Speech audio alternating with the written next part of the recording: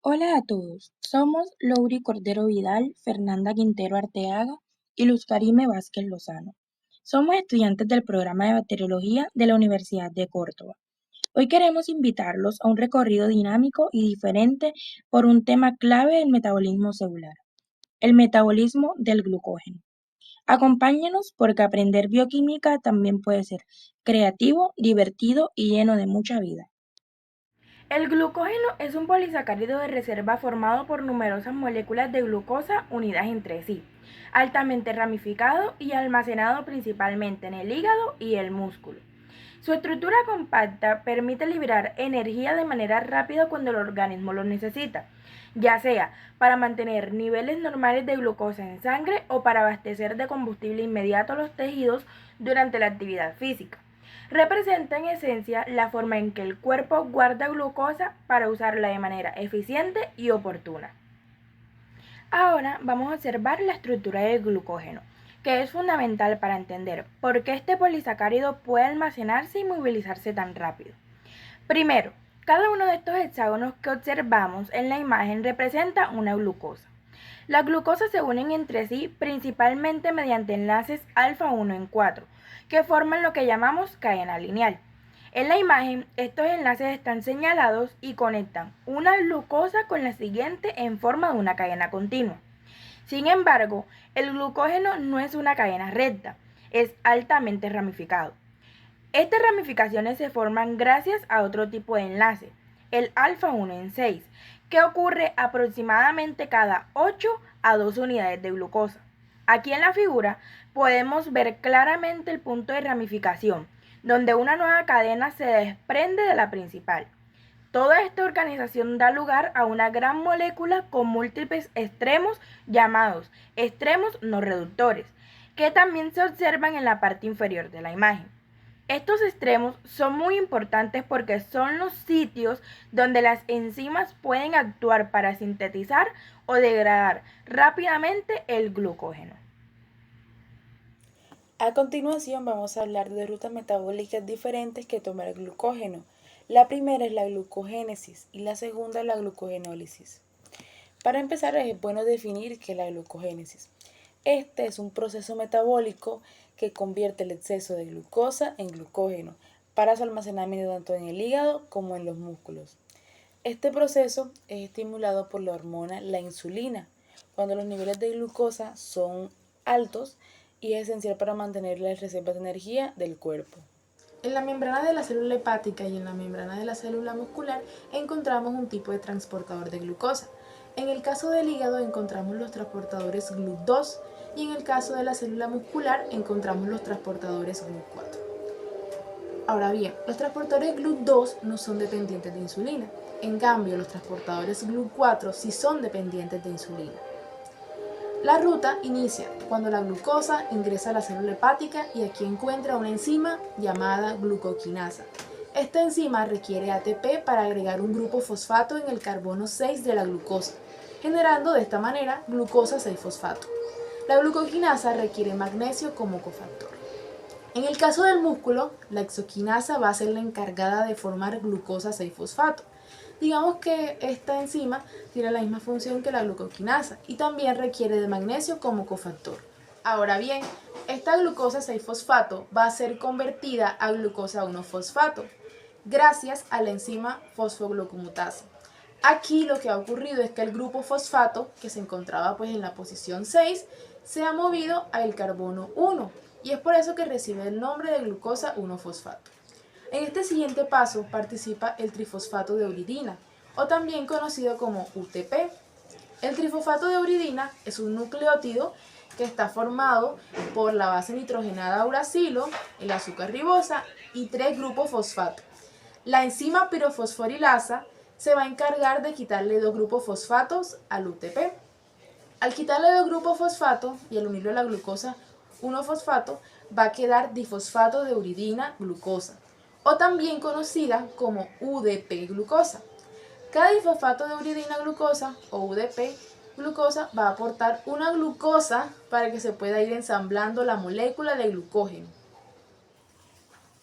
Para formar la molécula de glucógeno se requiere de un primer o de un iniciador. El que lleva a cabo este proceso de iniciación es la glucogenina. La glucogenina pues es una enzima que va a autoglucosilarse, es decir, va a agregar una cadena pequeña de glucosas que a partir de allí comienza a agregarse más glucosa. A partir de este primer o iniciador conformado de 7 a 12 glucosas, la glucógeno-sintasa va a comenzar a agregar glucosa por glucosa. Recordemos que para este proceso se requiere del UDP-glucosa. La glucógeno-sintasa genera enlaces glucosídicos alfa 1 o 4. Pero recordemos que en el glucógeno también hay puntos de ramificación. La ramificación pues implica un desprendimiento de cadenas de glucosa existentes gracias a la enzima ramificadora. Se requiere transferir al menos 6 residuos de glucosa para generar un punto de ramificación. En esta ramificación, la glucógeno-sintasa puede agregar más glucosa, pero recordemos que los enlaces entre glucosas son enlaces alfa 1 4. En la cadena en donde quitamos las 6 glucosas, la enzima glucógeno-sintasa puede seguir agregando más glucosa. También con enlace glucosídico alfa 1 4. Entonces, para formar el glucógeno requerimos de una pequeña cadena de glucosas. Esta pequeña cadena de glucosas es generada por la glucogenina. Luego, la glucógeno-sintasa se encarga de hacer crecer esta cadena después de un grupo de estas glucosas es tomada por la enzima ramificadora para generar una ramificación. Esta ramificación puede crecer mucho más gracias a la enzima glucógeno-sintasa. Y así tenemos este trabajo cooperativo entre la enzima glucógeno-sintasa y la enzima ramificadora. Ahora bien, hablemos un poco de la regulación de la glucogénesis. La formación de glucógeno se da en un contexto metabólico de mucha energía. Es decir, cuando tenemos mucha glucosa nos conviene activar a las enzimas de la glucogénesis. Esto para empaquetar a la glucosa en forma de glucógeno. La glucógeno-sintasa es una enzima que está muy bien regulada, pues luego de cada comida nuestros niveles de glucosa suben y también los niveles de la hormona insulina. La insulina va a promover la activación de la glucógeno-sintasa. Esto se hace a manera de protección porque no nos conviene tener un excedente de glucosa en sangre. Si dejamos de comer por unas horas y nuestro cuerpo requiere glucosa, las hormonas, el glucagón y la epinefrina van a inhibir a la glucógeno-sintasa y promueven la activación de la glucógeno-fosforilasa, que es una enzima que degrada glucógeno.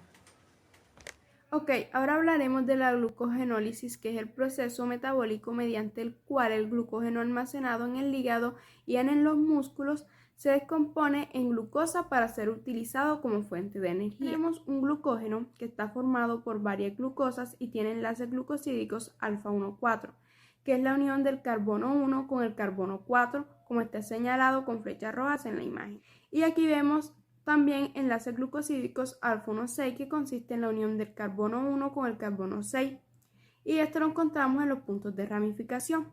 Entonces la enzima fosforilasa lleva a cabo una fosforólisis en los enlaces alfa 1 4 del glucógeno. En pocas palabras, se usa un grupo fosfato para romper un enlace glucosídico alfa 1 4. Entonces la glucosa que se libera tiene un grupo fosfato en el carbono 1. Y ella va así cortando enlace por enlace y por cada corte se forma glucosa 1-fosfato. Al momento que la enzima ya no puede avanzar más porque reconoce 4 residuos de glucosa, donde la última glucosa está formada por un enlace glucosídico alfa 1 6. Se detiene y da paso.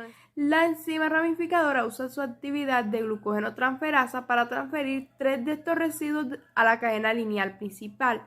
Pero aquí queda una glucosa que también es cortada por la enzima ramificadora, que usa su otra actividad alfa 1,6 glucosidasa, es decir, corta enlaces glucosídicos alfa 1,6 y así genera glucosa libre, que no tiene grupo fosfato. Bueno, la glucosa que pasa a la cadena lineal principal también será procesada por la glucógeno fosforilasa. se rompen los enlaces alfa 1,4 para formar glucosa 1-fosfato. Ahora, ¿qué sucede con la glucosa 1-fosfato liberada gracias a la enzima glucógeno fosforilasa? Bueno, la glucosa 1-fosfato se convierte en glucosa 6-fosfato gracias a la enzima fosfoglucomutasa. Esta enzima requiere magnesio como cofactor y lo que ha ocurrido aquí es el cambio de posición del grupo fosfato.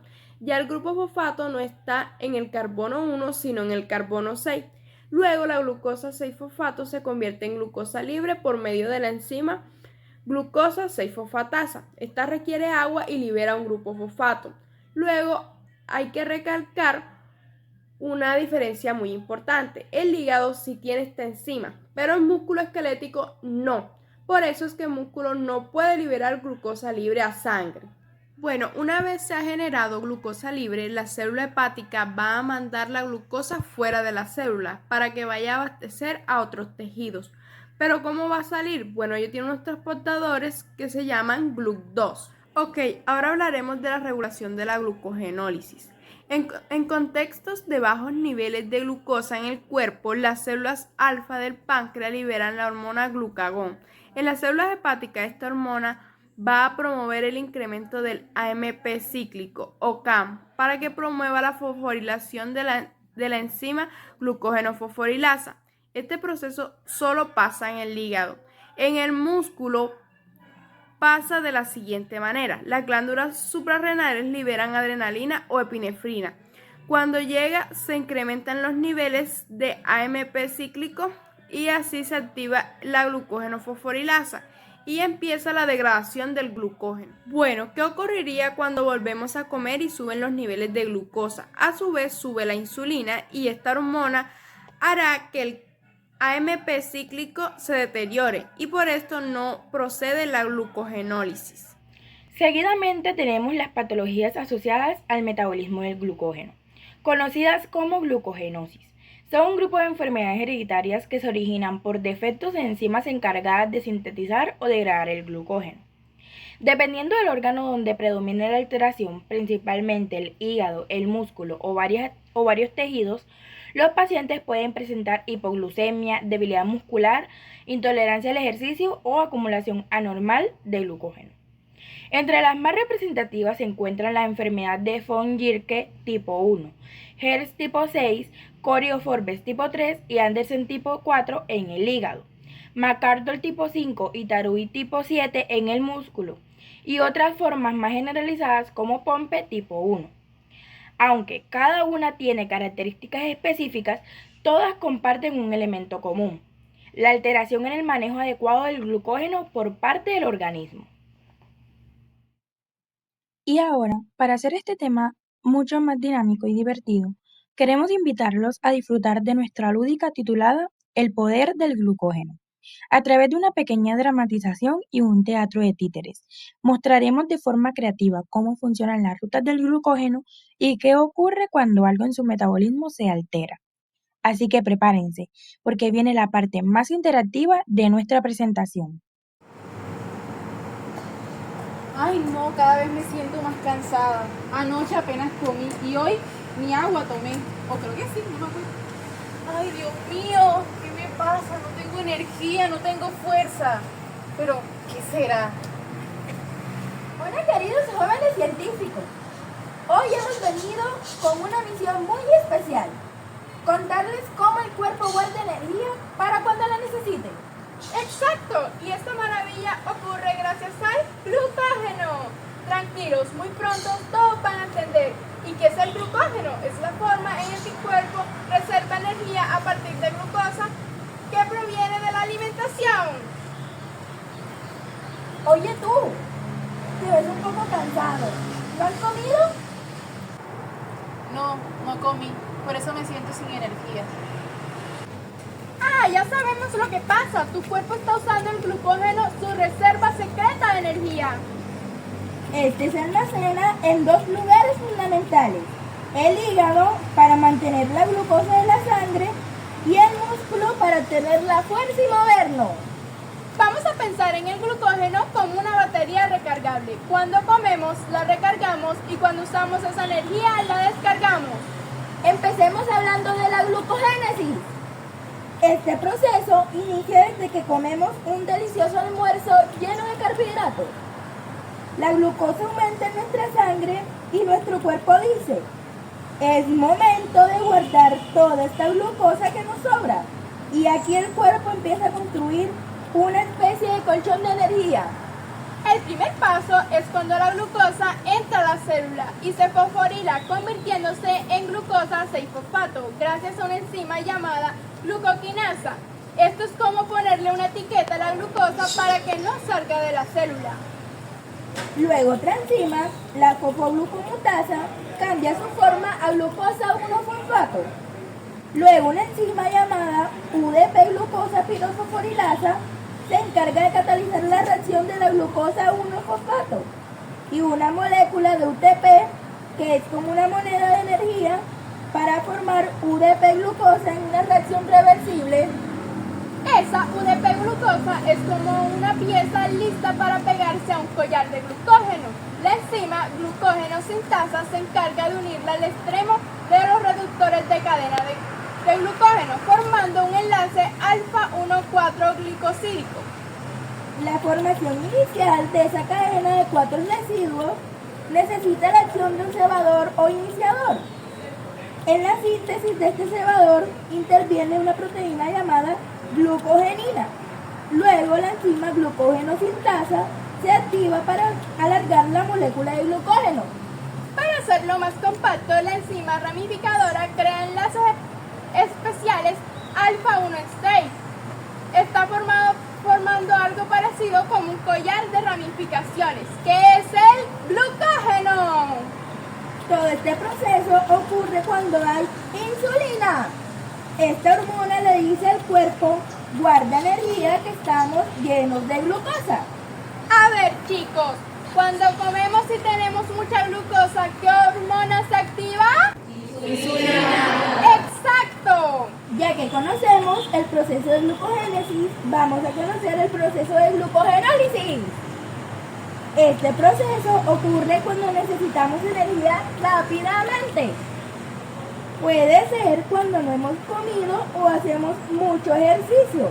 Entonces ocurre el proceso contrario.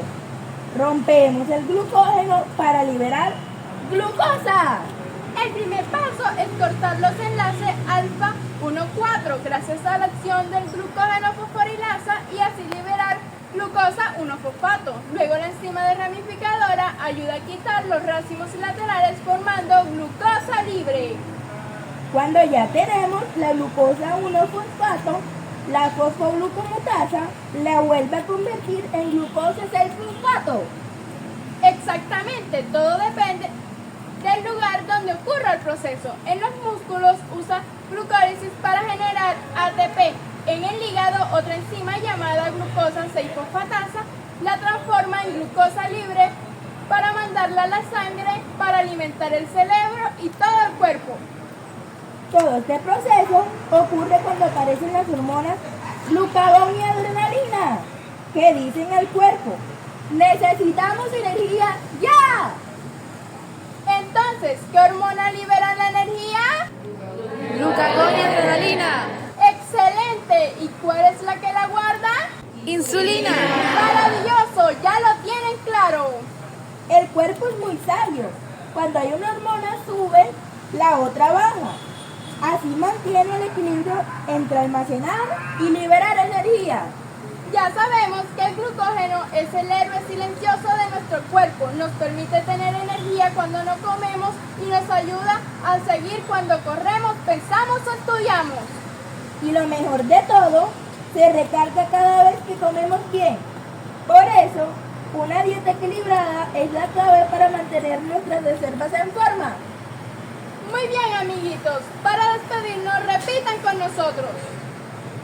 Cuando hay glucosa, ocurre la glucogénesis. Y cuando necesitamos glucosa, ocurre la glucogenólisis. Gracias por su atención, amiguitos. ¡Hasta pronto!